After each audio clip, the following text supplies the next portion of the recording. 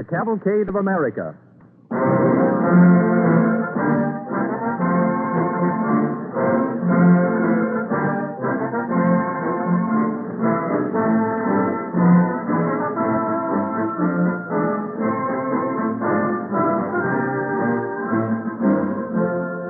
Most Americans are familiar with the names of those courageous early American explorers, Lewis and Clark, who are two of the characters in tonight's broadcast of The Cavalcade of America, presented by DuPont. Lewis and Clark launched their expedition into the wilds of the Northwest in 1804. But even then, the DuPont Company had established its first chemical factory in Delaware. The stories of exploration are bright pages in the history of the nation. Important also is another kind of exploration, the kind that takes place in chemical laboratories like those of DuPont, where the exploration results in better things for better living through chemistry.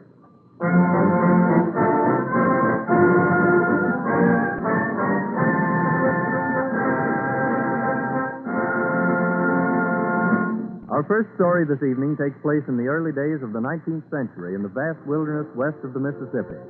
Our Cavalcade Orchestra sets the stage with Charles Wakefield Cadman's song, From the Land of the Sky Blue Water, which is based on an American Indian theme.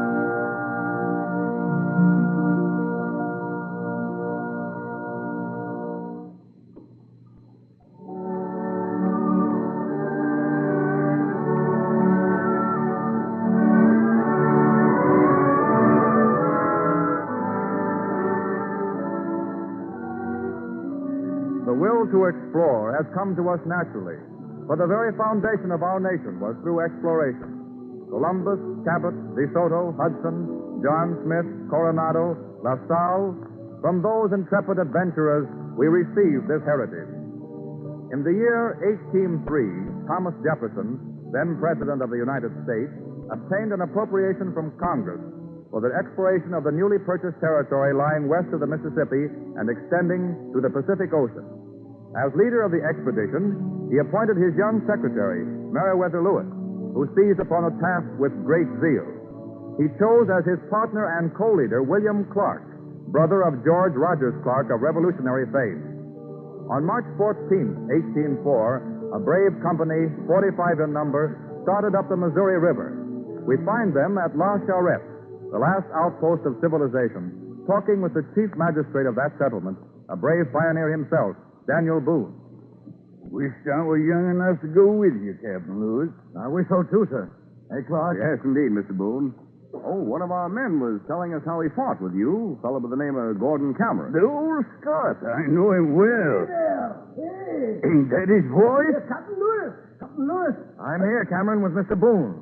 Not Daniel Boone. Daniel! Yes! Oh, an old friend, and happy to see you again. The guide says the wind is right, Captain, and we better be starting. We're ready. Who is your guide, Captain Lewis? A Frenchman. Toussaint Charbonneau. Aye, a Frenchman with an Indian wife. A wife he insists on taking on the expedition. Charbonneau says that Sacagawea is a better guide than he is himself. A woman for a guide. A woman on the expedition brings bad luck. Don't mind Cameron's growlings, Captain Lewis. Oh, I don't. Come, I'll walk with you to your boat.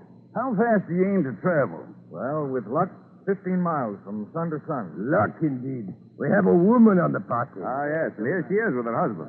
This is Charbonneau, Mr. Boone, and his wife. Howdy. Charbonneau. What tribe is your wife from, Charbonneau? The Shoshons, monsieur. As a child, the Blackfeet tribe, they steal her. I buy her from them. How called you her name? I am called Sacagawea, a bird woman. You are very young to be guiding this expedition, my child. May your eye be clear and your senses keen, for upon you and Charbonneau rests a great responsibility.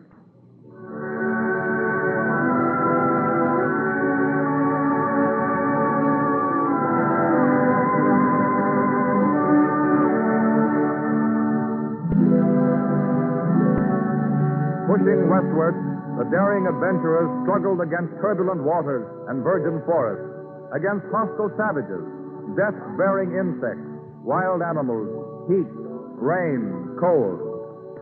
As the year went on, a son was born to Charbonneau and Sacagawea. Over a year passes. It is June 1805. We find Captain Lewis with Cameron, Charbonneau, Sacagawea, and her papoose standing in a ravine beneath an overhanging rock, where they have sought shelter from a torrential rain. When she rains so, this brook, she soon become a raging torrent. There's no saying what may happen with a woman on the party. And no with a bear. Surely we're safe here. Often I see angry waters carry huge rocks and trees before them, bringing death to all in their path. Even as she comes now. You hear? Aye, I hear it. It is as if a dam had burst. Hold up fast to the captain, wife.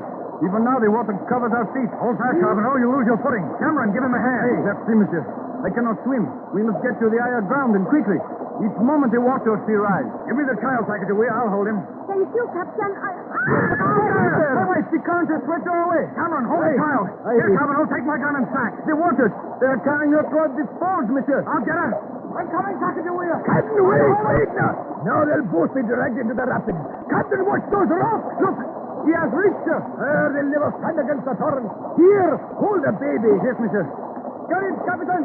Cameron, he brings her up. Hold fast. Hurry. I can't hold it much longer. I'm throwing it behind you, Captain, so they'll drift down to you. Here you are. I have it. He has it. Pull, Cameron. Hey, pull. Slowly, the rope. Cut the rope. Once more, man, brave. One more pull. We'll make it this time, Captain. Good. Give me your hand there. Here now, up on the bank. There. We're safe now. Better lie here. Here, wrap this cloak of mine around you. Cameron, you were giving me your cloak. After all the trouble we had to save you, it wouldn't have been sense to let you die of the cold.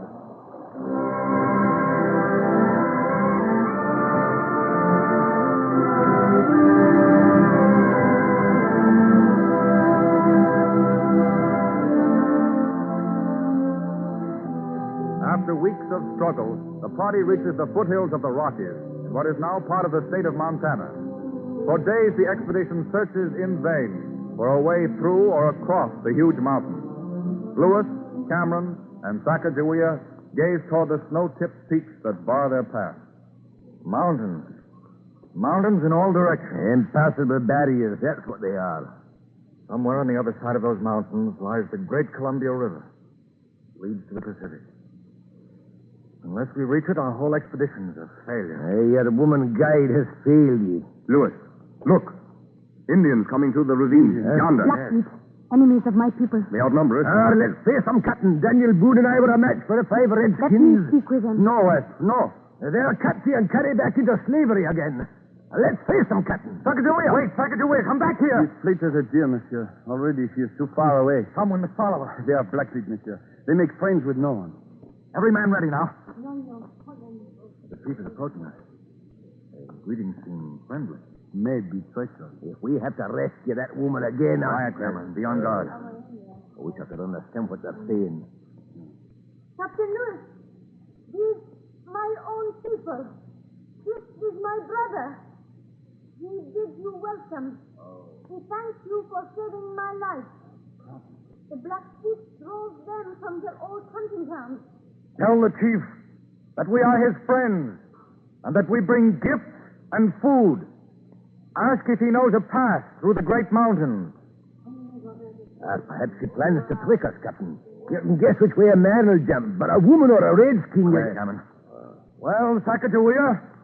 Beyond great mountains lies mighty river that leads to the sea. There is a path by which it may be reached. The great river. The river we seek. He never shows the way. It is only defense against the Blackfeet. Wait. Chief knows white men are true friends.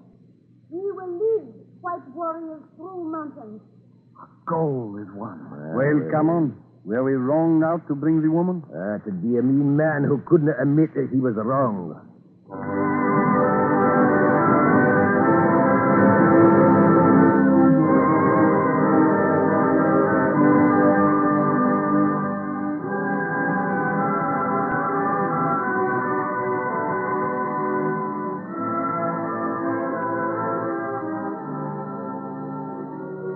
On the 15th of November, Lewis and Clark finally sighted the Pacific Ocean. 18 months it had taken them to traverse 4,000 miles of wilderness from the mouth of the Missouri to the western shore of the continent. No braver exploit is recorded in the Cavalcade of America.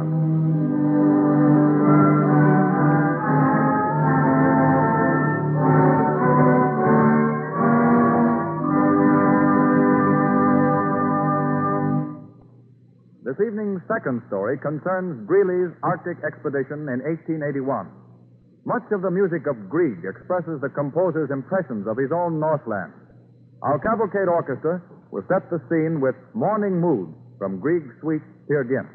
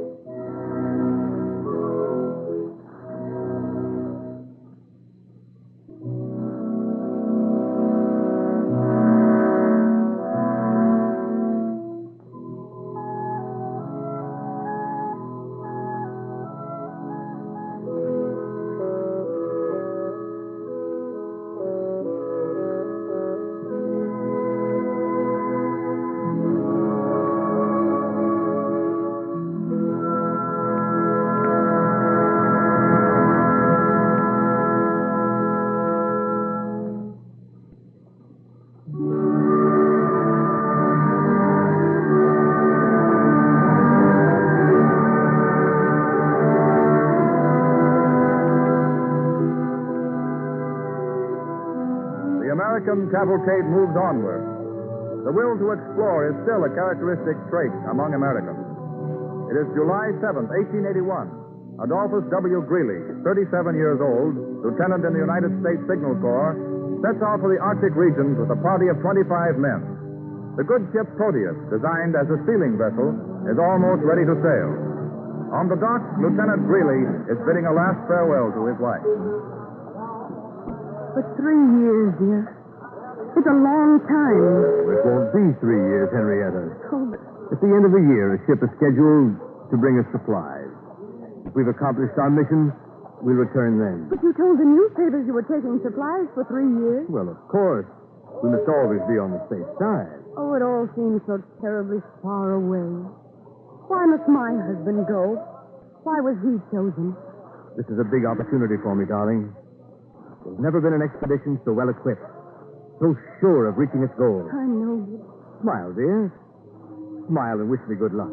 Man, the flight compliments, Lieutenant. They're ready to cast off. Thank you, Sergeant. Oh. Well, dear, time to go. Where's that smile?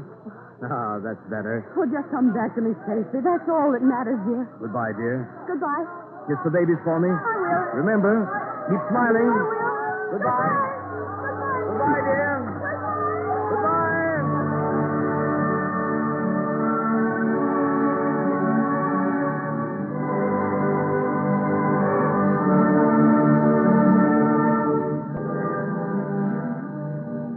On August 12th, Lieutenant Greeley established headquarters on Discovery Bay, Greenland. The work of surveying and scientific research went on rapidly. Greeley's courageous leadership helped them pass that first long Arctic winter. On May 13, 1882, a sub-expedition under Lieutenant Lockwood planted the stars and stripes farther north than man had ever been before. They returned to Greeley's camp, only to find that no relief ship had arrived.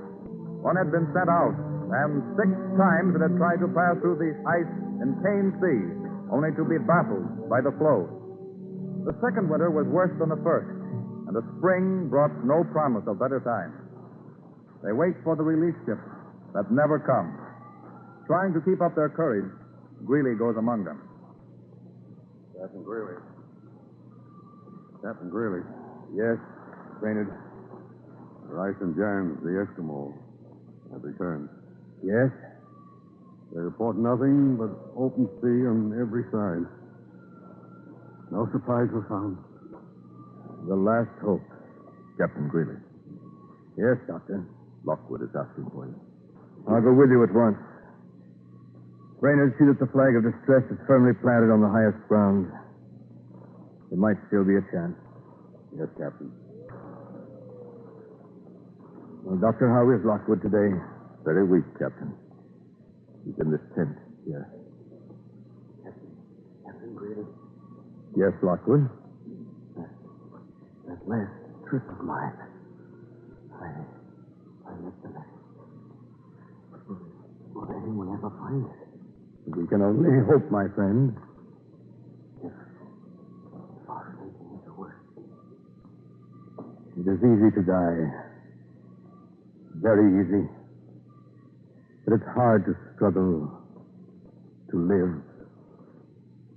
I expected privation, death perhaps, but not abandonment.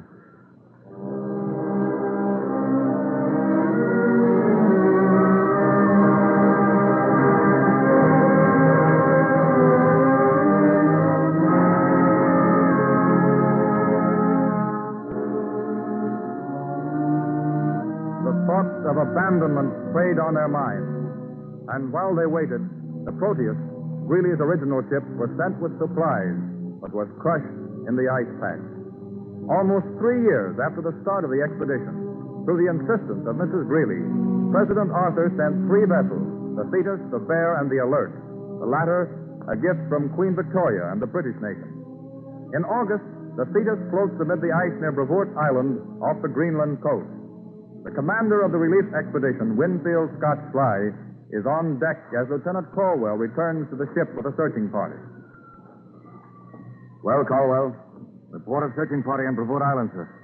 Fog heavy, bad visibility. No sign of the Greeley party.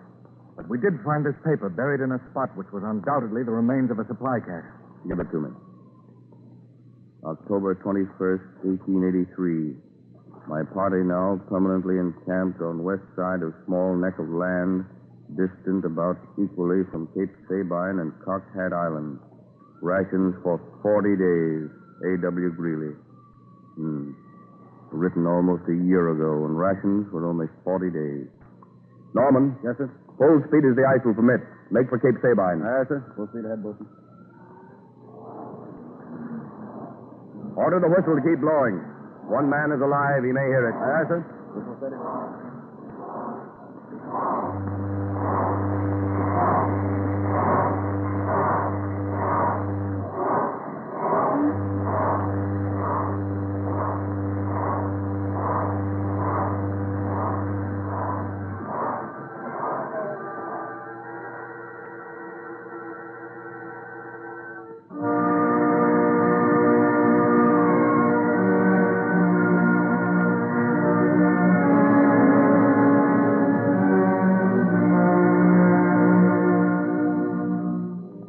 June 21st, 1884. The outpost of the law. Sergeants Long and Brainerd huddled together beside the one tent, weakened by hunger and exposure. Brainerd. Yes. Don't you hear something? Only the sound of the ice. I mean, that whistle. Listen. The wind. It's always whistling. I know the wind when I hear it. That's the ship's whistle. Oh, Long, you're a fool. You're going crazy. Crazy or not, I'm going to crawl to the top of a hill with the little strength that's left me. Go ahead if you want. I couldn't make it. What does it matter? Can't you hear that? Now I hear a voice. Brainerd! Brainerd! I hear a voice. For months I've heard it too. It's in your own brain. I hear it now. Long, can you see? I've almost reached the edge of the hill. Brainerd, it's a boat. It's a boat. Steady, old man. Steady. Oh, You're real, aren't you? I've seen you so many times, only to have you disappear. We're real right enough, eh, Colwell? Yes, we sure are. How many of you left? 7, sir. Where are they? In the tent. There. Behind the bank. Come on, Norman, hurry. Help this man. Is Mr. Greeley alive? Just, sir. Any other officers? No, sir. And you are... I'm Long, sir. Long. I'm Norman, who came up with you in the Proteus. You remember me. Oh, yes, sir. This is Brainerd, sir. Brainerd. Sir, Man, don't try to salute. Where's Mr. Greeley? Norman. Here he is. On the lee side of the tent. Oh, what a sight. Greeley, we've come for you. Seven of us left. Dying. Did what we came to do. Beat the best record. Of course you did, sir. And now we've come to take you home. Home. Yes, sir. You're rescued, sir. Don't you see the ship? Lift me a little. I want to see the flag. Greeley, old man. It's Norman. I brought you a message from your wife. She said that when you came home, you'd find her smiling.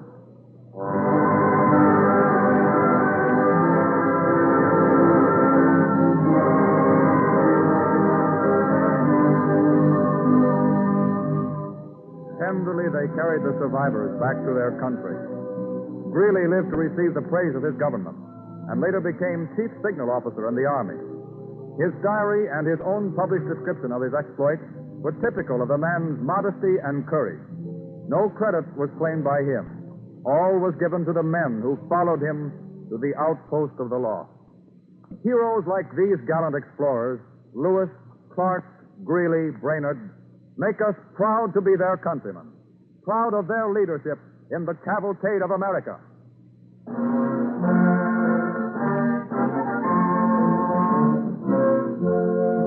The urge to explore founded our nation, and this same trait today spurs on the research chemists to discover and create useful things. One of the most fascinating examples of exploration in the field of chemistry is the story of man-made rubber. For many years, scientists tried to find a substitute for rubber, but all attempts fell short of their goal until recently when DuPont chemists successfully completed the development of the first successful man-made rubber. DuPont's name for this product is Duprene. Duprene is actually superior to the natural product for many purposes. Products made of Duprene resist heat, sunlight, oils, and various chemicals better than those made with natural rubber, and they do not break down with age as rapidly. We take pride at this time in telling our listeners of an award made last Friday by a special committee of leading figures in the chemical world, sponsored by the publication Chemical and Metallurgical Engineering. In making this award, the committee said, DuPont's slogan, better things for better living through chemistry, is a creed that molds and guides the work of thousands of chemists and engineers. The outstanding chemical engineering achievement during the past 2 years has been DuPont's successful industrial development of the synthetic rubber Duprene, of synthetic camphor, and of certain other important organic chemicals and dyestuffs. We know that many of you would like to see and handle this man-made rubber, so we have had a few erasers made up as samples. They look like, feel like, and do the work of ordinary erasers, but they contain Duprene instead of natural rubber. We shall be glad to send you one of these erasers free of charge. Simply write to DuPont, Wilmington, Delaware, or to your radio station. Now remember, if you would like to see and handle a product made from this man-made rubber, just ask for the eraser made from Duprene by writing DuPont, D-U-P-O-N-T, Wilmington, Delaware, or your radio station. Engineers and businessmen interested in industrial uses for Duprene may secure a special technical sample by writing on their company letterhead describing the problem to be met.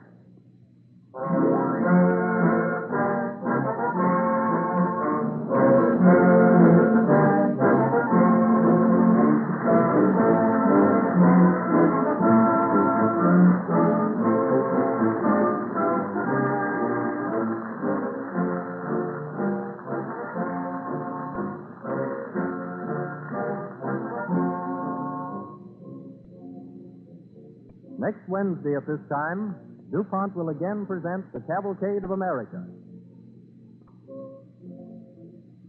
This is the Columbia Broadcasting System.